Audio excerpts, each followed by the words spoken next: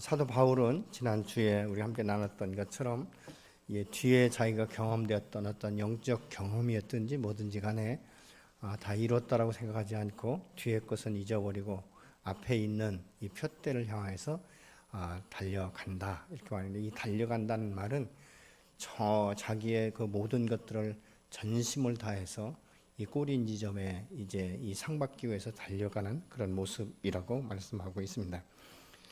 사실 이 사도 바울이 지금 이 16절에 보면 우리가 어디에 이르렀든지 그대로 행할지니라 이렇게 말하는데, 그대로 행한다 이 말은 군사 용어와 같은 말인데요, 스토이게오라는 말인데 나란히 선다, 줄 맞춰 선다 이런 이야기거든요. 그러면 우리가 군대에서나 뭐 학교에서도 이 좌우로 정렬 이러면 분명한 기준점이 있지 않습니까?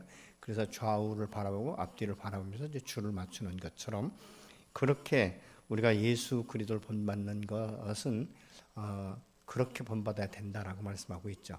그래서 오늘 본문 17절에 보니까 내가 그리스도를 본받는 자 된 것처럼 너희는 나를 본받는 자가 되라 이렇게 분명히 말씀하고 있는데, 사실 사도 바울은 고린도전서 11장 1절에서도 보면 내가 예수 그리스도를 본받는 자 된 것처럼 너희는 나를 본받는 자가 되라 이렇게 지금 말씀을 하고 있죠. 그래서 여기에서 보면 이 사도 바울은 내가 예수 그리스도의 그 기준점을 삼아서 주님 안에서 내가 새롭게 발견되고, 그러기 위해서는 내가 그 깊이를 알면 알수록 내가 너무나 부족한 자인 것을 내가 깨닫게 된다. 그렇기 때문에 내가 가고 있는 그 목적지는 정말 이 고난받아 십자가에 죽으시고 부활을 나타내셨던 그 예수님의 그 모습, 그 걸음걸이를 내가 따라가고 싶다라고 지금 말씀하고 있는 것이죠. 그래서 형제들아 너희는 함께 나를 본받으라, 그리고 너희가 우리를 본받은 것처럼 말하고 있는데, 여기서 이 본받으라는 건 사도 바울 자신이 기준이 아니에요. 나처럼 해박하고 율법을 잘 알고 뭐 능력이 나타나기 시작하고 복음을 증거하는 게 열정이 있고 이런 이야기가 아니라, 나의 모든 기준은 예수 그리스도고 내가 그 예수 그리스도를 닮아가기 위해서 나의 기준이 되시고 모델이 되시는 그 예수를 닮는 것처럼 너희들도 나를 본받아서 예수 그리스도가 너희의 삶의 기준이 되며 표대가 되어서 그렇게 닮아갈 수 있도록 함께 나가야 된다라고 지금 말씀하고 있는 것입니다. 이 사도 바울은 그래서 자기 자신에서만 아니라 우리를 이라고 말하는 이 복수를 쓰는 것을 보죠. 사도 바울처럼 산 사람이 사도 바울만 있다는 것이 아니에요. 다른 사람들도 있다는 것이죠. 그들처럼 너희들도 그들의 삶을 눈여겨봐라 이렇게 지금 말씀하고 있죠. 사실 우리가 이 자신이 과거에 이 누렸던 이 모든 것들과 자랑스럽던 모든 권위를 다 내려놓고 배설물로 여긴다라고 사도 바울은 그렇게 말하고 있지 않습니까? 그래서 사도 바울은 예수 그리스도를 닮아가기 위해서 그렇게 몸부림치고 있는 거예요. 어떻게 하면 내가 예수 그리스도의 그 성품과 이 영성을 닮아갈 수 있을까? 어떻게 하면 내 안에 이 깨어졌던 하나님의 형상이 계속적으로 새롭게 세워져 나갈 수 있을까? 이런 것이 이 사도 바울의 삶의 관점이었던 것을 우리가 볼 수 있게 되는 것이죠. 나를 본받으라. 여러분 어떻습니까? 이 자녀들에게 야 누구처럼 좀 그렇게 열심히 해봐라, 누구 좀 닮아가봐라, 어떤 형을 닮아가봐라 이렇게 말하고는 있지만 실질적으로 나를 좀 닮아봐라 이렇게 말씀하시는 분 계십니까? 애야 너 인생을 그렇게 사는 거 아니야, 나처럼 살아야 돼, 엄마처럼 아빠처럼 그렇게 살아야 돼 라고 말씀하시는 분 계십니까?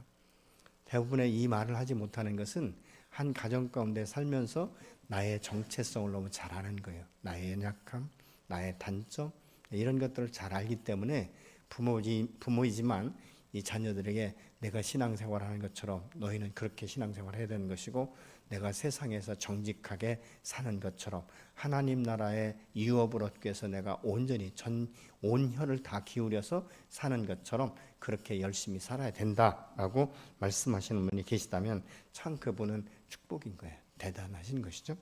근데 우리의 신앙생활, 우리의 이 삶, 이 세상에서 사는 삶, 이것을 우리가 닮기보다는 애미처럼 살지 마라. 그러기 위해서 내가 너를 위해서 가르치고 있는 것이고 또 신앙생활도 더 열심히 하라고 하는 것이다. 이렇게 말하기 참 쉽습니다. 그렇지만 사람은요 말보다도 이 행동, 이 삶의 모습을 보면서 그것이 자연스럽게 흘러가는 이런 것들을 우리가 볼 수 있지 않습니까? 그래서 우리가 보면 이삭도 이 편애가 있었고 또 야곱도 편애가 있었고, 그래서 이게 편애는 한 편애를 받으면서 성장하는 과정 가운데서는 편애가 다시 흘러가는 이런 그 모습을 우리가 볼 수 있지 않습니까? 사실 사람은 누구든지 다 편히 살고 싶지, 이 고생하면서 살고 싶은 사람은 아무도 없을 것이에요. 돈을 벌어도 편하게 벌고 싶지 그렇게 힘들게 벌고 싶은 사람은 아무도 없을 거예요. 또 길을 가더라도 쉬운 길을 가고 싶고, 어떤 때는 우리가 자동차 운전을 하고 가더라도 빠른 길을 우리가 자꾸 선택하고 그러지 않습니까? 너무 이제 많이 이렇게 그 지체가 되고 하다 보면 빠른 길 없나? 이렇게 이제 이 생각을 하게 되죠. 누구든지 쉽고 빠른 길을 가고 싶어 하는 것이죠. 또 우리 인생을 살아갈 때 보장된 길이 있다면 그 길을 가고 싶지, 또 내가 새롭게 뭐 인생을 개척하고 싶은 이런 마음보다는 과거의 사람들이 그렇게 편하게 살았던 것처럼 나도 그렇게 편하게 살고 싶은 이런 마음들이 누구에게든지 다 있다는 것이죠. 근데 우리가 예수를 닮아간다는 것은 사실 이 세상에서 살던 습관과는 전혀 다른 습관을 우리 안에 새롭게 길들여야 되고, 새로운 사고 체계와 새로운 이 정체성, 새로운 신분과 권위에 걸맞는 삶을 살기 위해서는 이전에 하지 않았던 방법을 우리가 써야 되는 것이고, 그 길이 고통스럽다 할지라도, 때로는 고난의 길이 할지라도 그 길을 갈 수밖에 없는 것이 바로 그리스도인의 삶인 줄로 믿습니다. 그래서 18절에 보니까 내가 여러 번 너에게 말하였거니와 이제도 눈물을 흘리며 말하노니 여러 사람들이 그리스도의 십자가의 원수로 행한다, 이렇게 말하고 있는데, 원문에 보면요 여기에 접속사가 있어요. 왜냐하면 이라는 접속사가 앞에 나옵니다. 왜 우리가 그들의 삶의 형태를 눈여겨보고 본받아 살아야 되는가라고 지금 바울이 말하고 있는 것이죠. 내가 왜 그 사람을 닮아가야 되는가? 내가 왜 그렇게 살아가야 되는가? 이것을 지금 말씀하고 있는 것이죠. 우리 주변에는 사실 예수 믿는다라고 말하고 있지만 그렇게 사는 사람들이 훨씬 적습니다. 예수는 믿는다라고 말하고 주일 성수도 하고 뭐 하나님 앞에 이 헌금도 하고 있지만 실질적인 삶을 보면 그것과는 전혀 다른 별개의 삶을 우리가 살아가는 이런 그 모습들을 보는 것이죠. 왜 그렇습니까?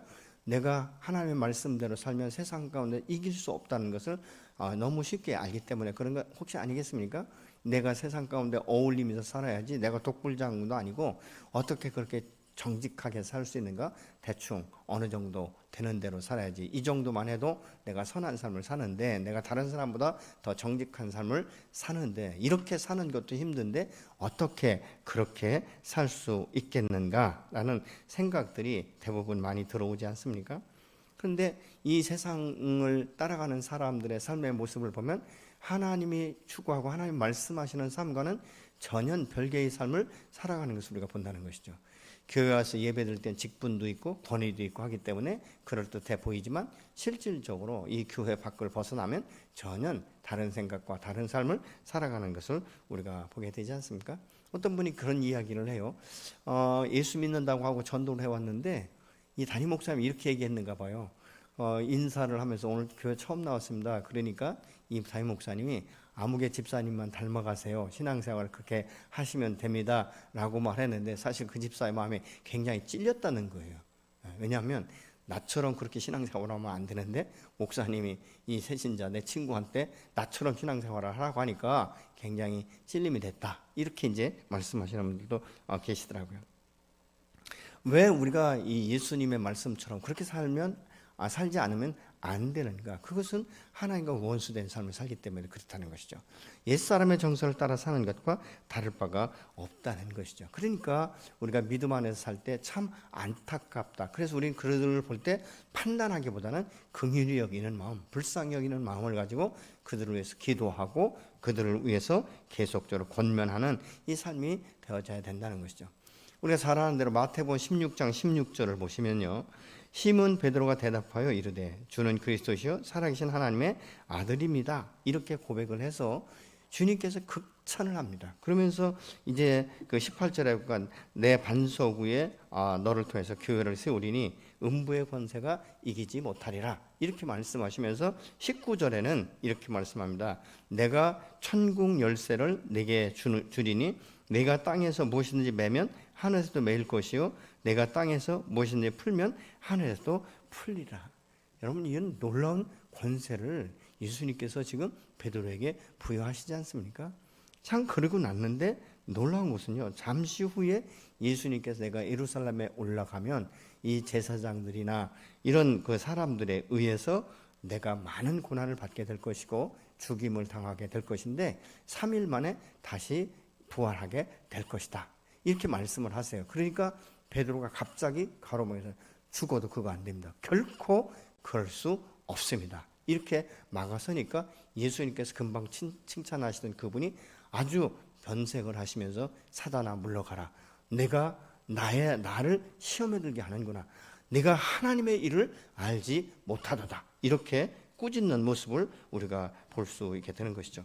왜 주님께서 이 베드로에게 그렇게 큰 권세를 주신다고 말씀하신 후에 잠시 후에 이 베드로의 행동, 이 말 한마디에 사탄아 물러가라고 말씀하셨을까?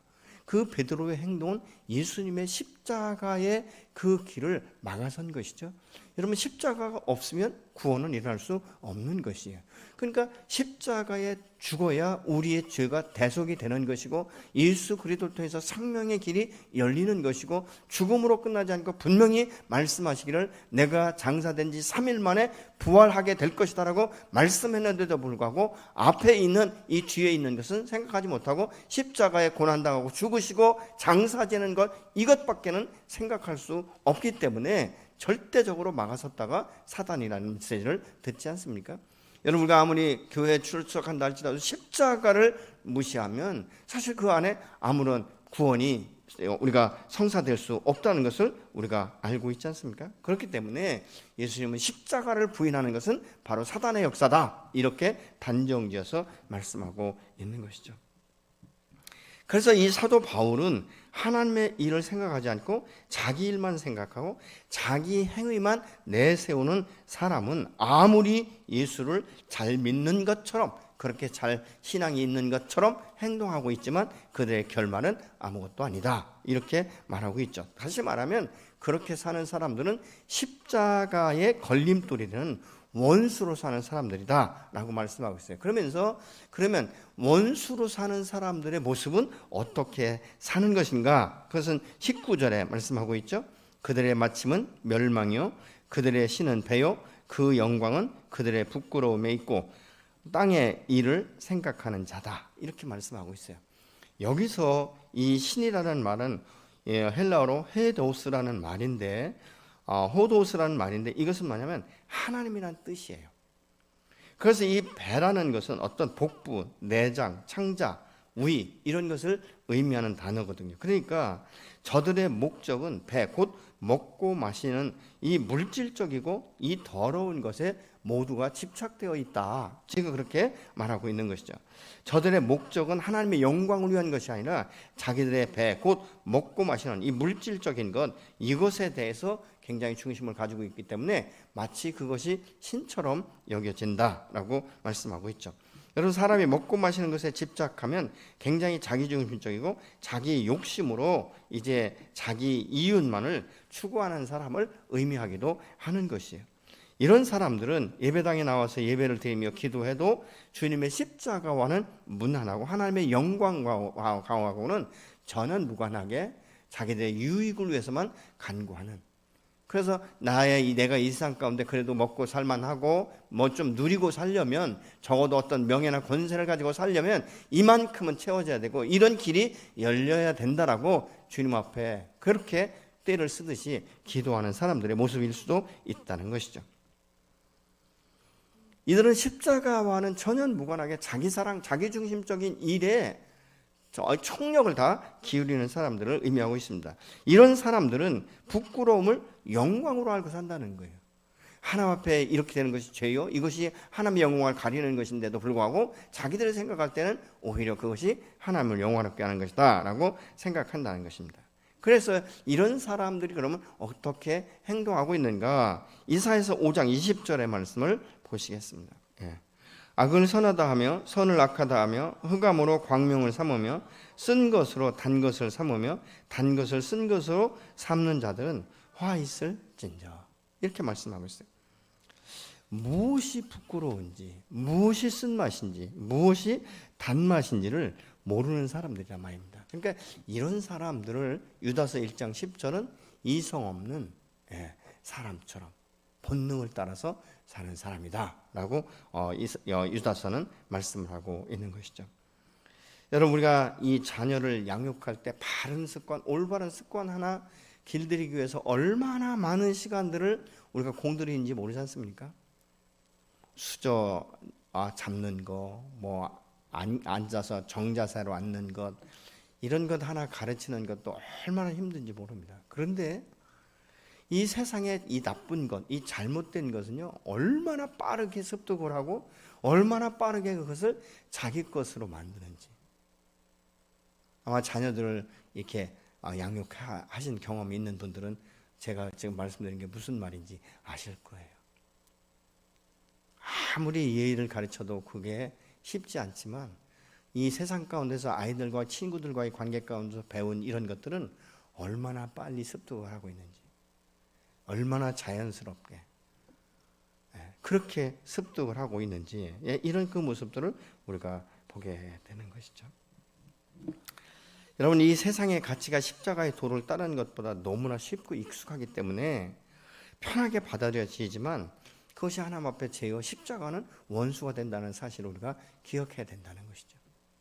여러분, 왜 우리가 세상 것에 그렇게 익숙하게 아주 편하게 빨리 받아들이는지 아십니까?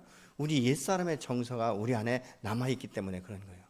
죄의 정서가 남아있다는 것이죠. 왜요? 죄는 일시적으로 누리는 쾌락이 있지 않습니까? 일시적인 쾌락이 우리 안에 있기 때문에, 여러분, 이 세상의 것이 쾌락이 아니라 정말 세상의 일을 할 때마다 고통스럽고 고난이라면 말이죠, 무슨 일을 하든지 간에 그것이 나에게 이 백해무익하고 손해보는 것이라고 생각된다면 아마 그 일 하지 않을 거예요. 여러분, 자녀들이 어떤 게임 중독에 걸리는 것도요, 그 게임을 할 때마다 정말 눈이 빠지는 것 같고 말이죠, 손가락이 막 고통을 느낀다면 그렇게 중독되지 않을 거예요.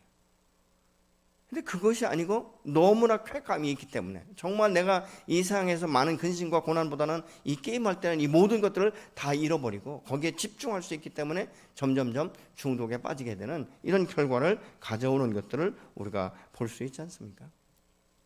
심지어는 옛날에 제가 어렸을 때 그런 이야기를 하더라고요. 이 도박 중독에 걸린 사람이 정말 큰 마음 먹고 엄지손가락 잘랐더니 다음 손가락으로 펜을 돌리고, 손가락 자르니까 발가락으로 돌리더라는 거예요. 이 말은 무슨 말이냐? 어떻게 보면 굉장히 어거지 소리 같지만 그 중독이라는 것을 헤어나는 것이 얼마나 힘든 것인가를 단적으로 보여주는 하나의 예라고 볼 수 있지 않습니까? 사실 우리가 이 주님 안에서 이 주님을 더 깊이 알아가고 이 관계가 친밀해질수록 정말 우리가 감각적으로 하나님의 뜻이 무엇인지를 알고 왜 내가 하나님 말씀 앞에 순종해야 되는지 이런 것들을 알게 되기 때문에 우리가 그 친밀한 관계 가운데 들어가야 되는데, 이거 여간 쉬운 거, 이것이 어렵다 그 말이죠. 소설책을 보라면 금방 볼 수 있는데 말씀을 보는 것은 너무 힘들고 때로는 이해가 되지 않는 것 때문에, 저는 예수 믿고 처음 성경을 읽는데요, 그렇게 어려운 줄 몰랐어요. 너무 이해가 되지 않는 부분이 많아서 진짜 이거 성경 너무 어렵다. 어떤 땐 말씀은 좋은데 이 뜻이 뭔지를 잘 모르니까 그렇게 힘들더라고요. 기도하는 것도 얼마나 힘든지, 무릎 꿇고 하는 것이, 지금은 의자가 많지만 옛날에 기도실은 다 방석이잖아요. 근데 또 대개 보면 그때 당시에 이게 신앙생활 하는 사람들 보면 양반다리 하고 앉아서 기도하는 사람은 없더라고요. 전부 다 무릎 꿇고 기도하다 보니까 얼마나 오금이 저리고 아픈지. 기도하자고 하면 도망가고 싶은 마음이 더 많더라고요. 기도하러 들어가는 것보다는. 이게 고통이 뭔지 아니까. 그렇다고 중간에 5분 하다 나올 수도 없잖아요. 그러니까 이런 시간들이 너무 고통스러운 거예요. 자연스럽게 살다가 그렇게 하는 것이 너무 힘들고, 토요일날이나 주일날이면 그냥 1박 2일로 산행을 하는 것이 너무 좋던 사람이 밖에 나가지 못하고 그냥 예배당에 그때 당시엔 믿음이 없으니까 쭈그리고 앉아있는 이것이 때로는 한심스럽기도 하고, 왜냐하면 강단에서 설교를 들어도 그 말씀이 이해가 되지 않으니까 너무 지루하고 너무 힘들고.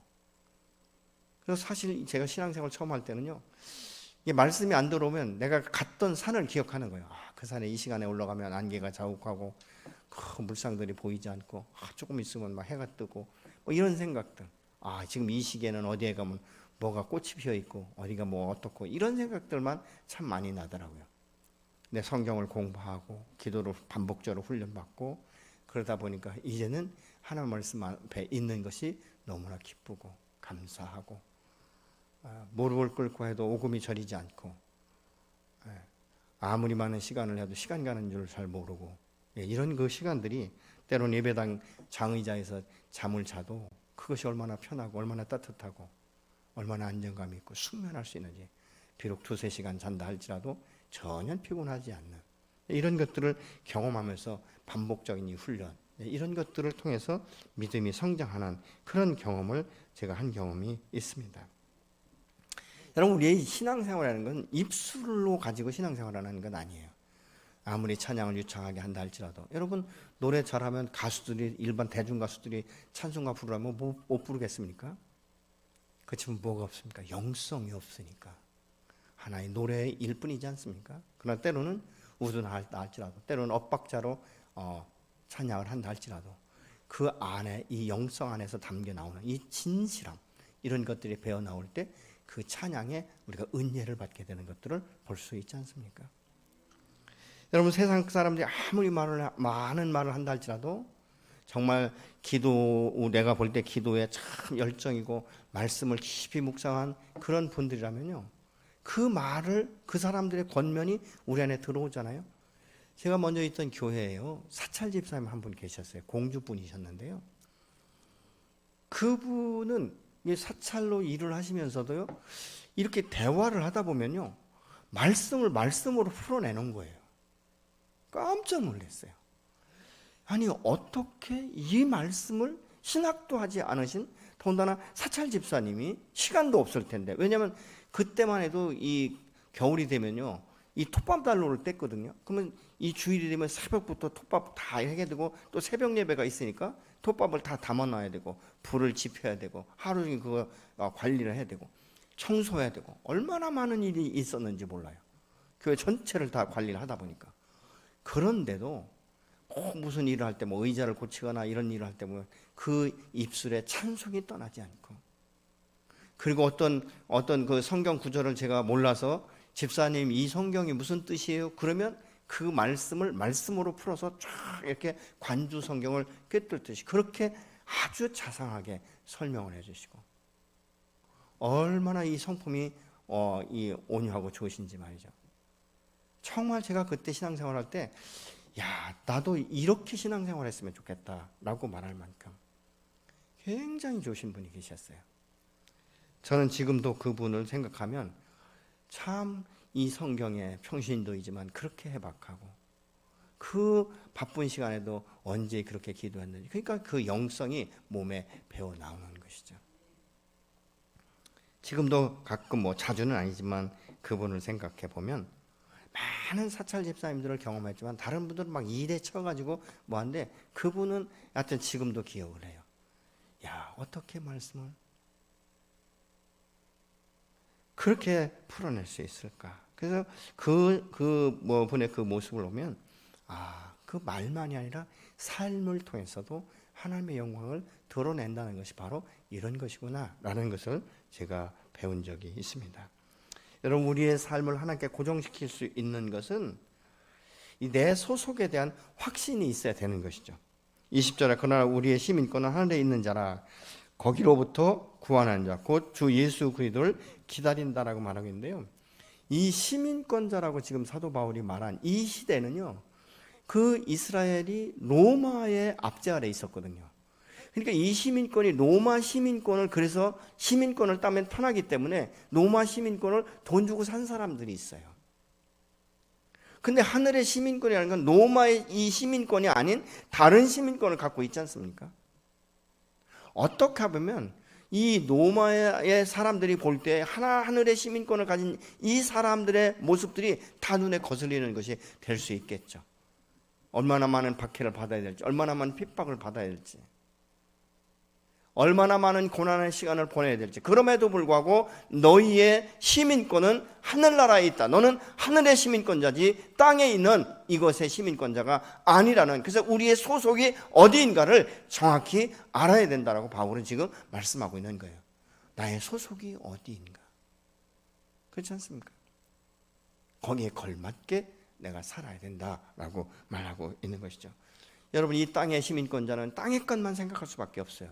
하늘의 시민권자는 어떻습니까? 하늘의 것들을 사모하고 하나님의 언약하신 말씀들을 그대로 내게 이루어질 것을 기대하고 소망 가운데 인내할 수 있는 것이고, 내가 비록 연약하고 나는 아무 일도 할 수 없는 능력조차도 없지만 그럼에도 불구하고 내 속에 임하신 성령의 능력과 성령의 도우심으로 하나님의 그 지혜와 명철함으로 우리를 깨우치게 하시고 말씀이 이해가 되고 말씀이 아멘이 되고 그 말씀이 내게 믿음으로 취해서 언약이 내 삶 가운데 성취되도록 하는, 때로는 내가 어떻게 해야 될지를 모르는, 마치 아브라함이 갈 바를 알지 못하고 그 하나님께서 인도하시는 한 걸음 한 걸음 나갈 때처럼 때로는 두려움에 쌓여 있고 죽을 것 같은 이 고통 가운데 휩싸여 있었지만, 여러분, 야곱은 에서를 만날 때 엄청난 두려움이 있었어요.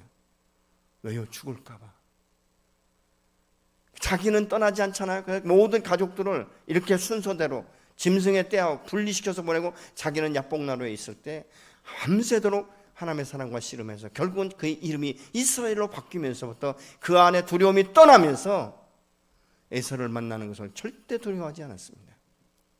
두려움이 떠나고 나니까 오히려 에서가 와서 자기를 품에 안지 않습니까? 그리고 내가 너를 보호해 주겠다라고 말하는 이 놀라운 변화. 그 고통의 밤이었을 거예요. 아마 밤이 맞도록 씨름했을 때 고통의 시간이었을 거예요. 환도가 부러져도 그는 그를 놓지 않는 이 끈질김. 여러분, 우리가 주님의 그 말씀에 대한 목마름이 있어야 돼요. 그 말씀이 이루어질 때까지 기다릴 수 있는 성령의 도우심이 없이는 우리가 인내할 수 없는 거예요. 성령의 도우심이 필요한 것 아니겠습니까? 그때 주님 앞에 나가 기다릴 때 은혜로 우리를 덮으시며 그 문제를 해결하시고 축복의 사람으로 세우시는 사신 주님이 저와 여러분의 주인이 되시는 줄로 믿습니다. 때로는 우리가 믿음을 지키기 위해서 고난과 이 핍박을 받을 수밖에 없어요. 지금은 많이 그래도 달라졌지만 저희가 신앙생활할 때 보통 한 30여 년, 40년 전에는요, 가족 가운데 예수 믿는다는 것이 얼마나 큰 이슈가 되고 얼마나 많은 고난과 역경을 감수해야 되는지, 자매들이 머리가 깎이기도 하고 말이죠. 성경책에 아궁이를 수도 없이 들어가고, 그럼에도 불구하고 수건 쓰고 다시 교회에 나와 엎드러져 울고 통곡하고, 당연히 집에 들어가면 맞을 각오를 하고 들어가면서 신앙생활을 할 때 참지가 놀라운 것은 5년, 10년 후에 그 가족이 변화돼서 예수 믿는 가정으로 변화되고 하나님 앞에 예배드리는 가정으로 변화되는, 어떻게 보면 하나님께서 그 사람들의 믿음을 보시고 그의 가정을 축복하시고 오히려 그로 인해서 온 가족이 구원의 역사 가운데 들어가는, 하나님의 나라에 들어갈 수 있는 이 놀라운 특권을 누리는 것들을 볼 때 하나님이 살아계시다는 것을 우리가 경험하는 것 아니겠습니까? 요즘에도 여러분들이 때로는 이 예수 믿는 것 때문에 직장에서 핍박을 받을 수도 있습니다. 교회 나갔다는 말을 할 수조차 없을 만큼 그렇게, 지난번에도 우리 교회에 있다가 지금 저쪽 안산 쪽으로, 오산 쪽으로 간 형제가 지난번에 왔더라고요. 그래서 너 신앙생활 잘해? 그랬더니 회사에서 교회를 절대적으로 나가지 말라고 해서 그냥 쉬고 있어요. 이렇게 이야기하더라고요. 얼마나 마음이 아픈지. 이게 오늘날 세상이에요. 그럼에도 불구하고 내가 예수 믿기로 결정하고 신앙생활을 한다는 것은 결단이 아니면 할 수 없는 것이죠. 여러분, 그 믿음은 아무나 할 수 있는 것이 아니에요. 정말 구원의 확신과 함께 하늘에 소망을 둔 자가 아니면 오늘 위축될 수밖에 없는 거예요. 우리의 믿음은, 이런 믿음은 하루아침에 이루어지는 것이 아니죠. 수많은 넘어짐과 엎드러짐이 있었고 그럼에도 불구하고 다시 일어나고 세상으로 돌아가다가 다시 돌아서서 주님의 말씀이 없이는 내가 살 수 없다라는 이런 결단, 다시 믿음을 선택하고 주님 앞에 나와서 부르짖을 때, 여러분 주님 앞에 부르짖을 때 때로는 눈물 콧물 쏟으면서 하나님 앞에 회개하기도 하고 말이죠. 이런 시간들, 때로 우리가 이 인생을 살아가려면 왜 고민이 없겠어요? 왜 두려움이 없겠습니까? 왜 염려가 없겠어요? 그럴 때 저는 그렇게 지나쳤어요. 고민이 생기고 두려움이 오고 잠이 오지 않을 때 잠을 청하거나 아니면 다른 생각이 아니라 오히려 그때 하나님 앞에 무릎을 꿇고 기도하면서 내가 녹초가 되어 잠들 때까지 하나님 앞에 많은 시간들을 싸움을 한 적이 있어요. 제가 가끔 말씀드리지만 저는 꿈을 꾸다가도요, 이 어둠의 영의 역사를 딱 제가 경험하면 눈을 뜨고도 반드시 그 부분에 대해서 해결하고 넘어가요.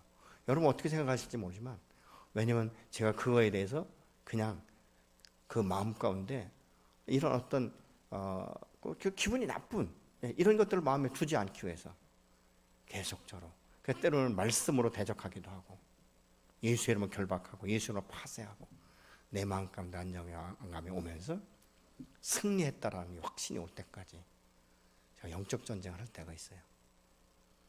그러면 다시는 그것이 내게 묶임이 되지 않더라고요.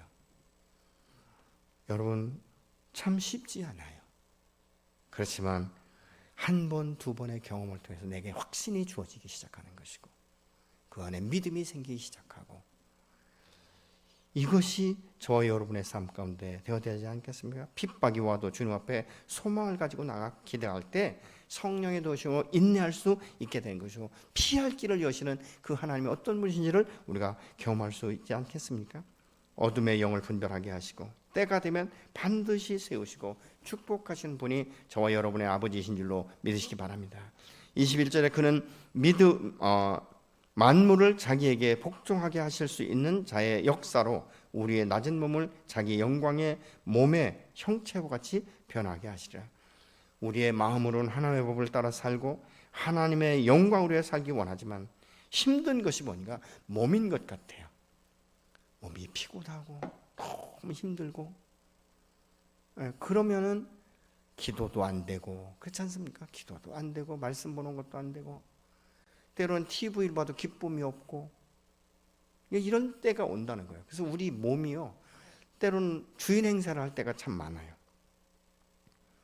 때로는 순간순간 말씀을 따라 살지 못하게 하는 걸림돌이 되기 때문에 자기 몸을 복종시키는 이 훈련이 필요하다 그 말이죠. 그럼에도 불구하고 성령이 내 안에 오셔서 함께 하시면서 도와주시기 때문에 소망을 가질 수 있는 줄로 믿습니다.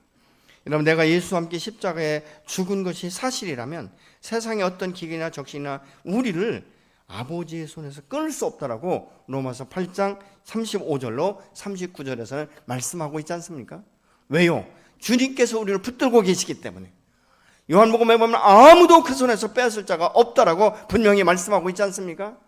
하나님은 저와 여러분을 이 밤에도 붙들고 계신 줄로 믿습니다. 반드시 승리케 하실 줄로 믿습니다. 여러분 안에 믿음을 주셔서 오히려 여러분의 발로 이 어둠의 공중권세자의 머리를 밟게 하시고 상하게 하시고 깨뜨리게 하시고 메고 푸는 권세를 사용할 때마다 그것이 그대로 이루어지는 역사가 일어나게 될 줄로 믿습니다. 여러분, 우리가 세상에 소망을 두고 살다 보면요, 평생 만족함이 없어요. 평생 감사가 없고 평생 기쁨이 없어요. 왜요? 세상 것은 채우면 채울수록 점점 더 많은 것들을 채우기로 하고 더 좋은 것들을 바라보기 시작하고 만족이 없는 거예요. 항상 부족한 거예요. 하나님 안에 소망을 갖고 살고 믿음 안에 사는 사람들은요, 작은 것에 만족하고 작은 것에 감사하기 시작하다 보면 작은 일에도 내가 최선을 다하고 충성하게 되기 때문에 하나님께서 우리를 축복하기 시작하는 거예요. 내가 작은 것에 충성했으니 또 다른 것, 더 많은 것을 우리에게 주시지 않습니까? 내게 주어진 것이 한 날 한달 할지라도 이것을 묻어두는 것이 아니라 사용하는 것.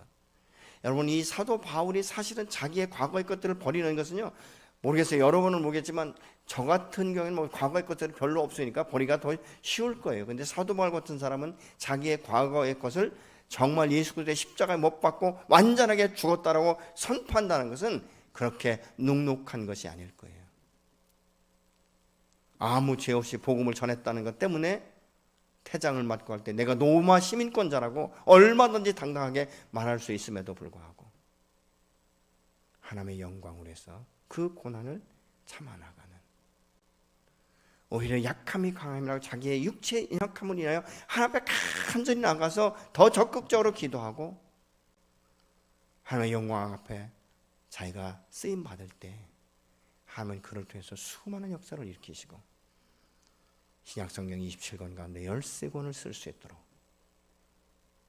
그를 축복하시고 그를 세우시고 오늘날까지도, 아니 주님 오시는 그날까지 사도 바울에 대한 기억을 믿음의 사람들에게 나타내고 계시지 않습니까? 여러분의 삶을 통해서 여러분의 가정 가운데 모델적인 삶이 되어지고 우리 교회 공동체 안에서 정말 롤 모델처럼 아무개 장로님처럼, 아무개 권사님처럼, 집사님처럼, 우리 목자처럼 내가 그렇게 되어지기를 원한다라고 여러분을 바라보면서 예수 그리스도의 형상이 자기 안에 이루어지기를 바라면서 여러분이 기도하는 모습과 여러분의 말씀을 선포하는 것과 여러분이 전도하는 것과 이런 것들을 본받아서 목원들 한둘이 변화되기 시작한다면 하나님께는 큰 영광이고 하나님 여러분을 축복하셔서 더 새롭고 더 강건하게 세워주실 줄로 믿습니다. 하나님 오늘 또 살아계신 줄로 믿습니다. 하나님 오늘 또 나와 함께 동행하시고 내 속에서 성령을 통해서 역사하시고 부활의 생명과 부활의 능력을 가지고 살아갈 수 있도록 오늘 또 우리를 붙드시고 축복하시고 세우시는 줄로 믿습니다. 그래서 그 하나님 변화가 그렇게 기도하고 싶습니다. 하나님, 내가 이 땅에 매인 것이 있다면, 정말 이 땅에 옛사람의 정선을 따라 사는 것이 아직도 편하다면 주님 앞에 우리가 회개하면서 주님, 내가 이제 하늘의 시민권자답게 당신의 정말 자녀답게 내가 오늘 또 살기로 결단합니다. 나는 비록 부족하고 연약하지만 주님 내 손잡아 주옵소서. 나의 약함이 곧 강함이 되게 하여 주시기를 원합니다. 옛사람을 십자가에 예수와 함께 못 박았다는 이 사실을, 내가 죽었다는 사실을 다시 한번 믿음으로 선포하게 하시고 하늘의 시민권자답게 당신의 자녀답게 살아갈 수 있도록 믿음으로 선택할 때 주님 내게 믿음을 주시고 능력을 더하시며 하나님 독수리의 약심으로 쓰시는 힘을 주시고 내가 주의 영광의 얼굴을 바라볼 때 주님 내게 나타나시고 보이시며 말씀하여 주옵소서. 여러분, 이런 믿음을 가지고 주님 앞에 나가 함께 기도하시겠습니다.